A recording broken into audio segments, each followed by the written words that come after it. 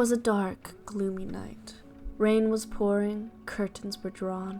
I was huddled by the fire. Chaos was taking over the world when I stumbled across Godot.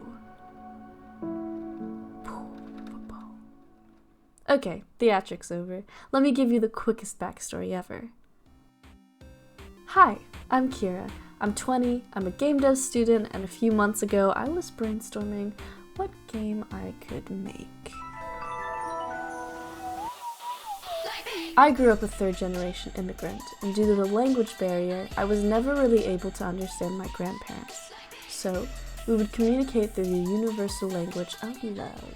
It's time for the moment you've been waiting for! In a way to honor my maternal and Korean side, I decided to make a Korean cooking game.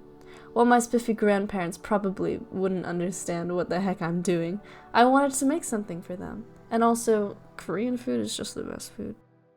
So, shamelessly self-inserty of me, but welcome to Ma, which means taste in Korean.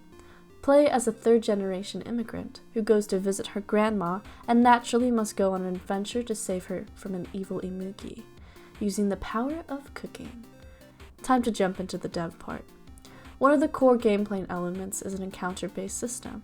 So to put it simply, you walk around, you talk around, and you meet characters based off of Korean mythology and figure out what dishes they like.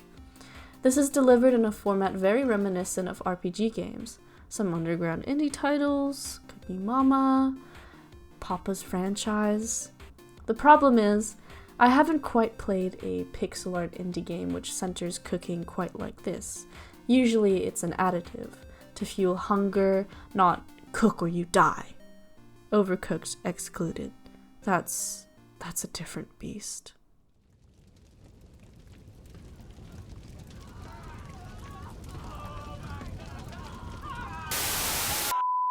So for me, it was to the drawing board.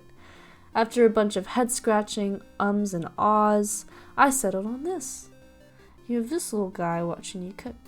You cook, you give little tasters, you revise, and based on how well you cook, their HB, stands for hunger bar, will go up and down. The win idea is if you figure out what dish they like and satisfy them, and the lose condition is if you drain their bar.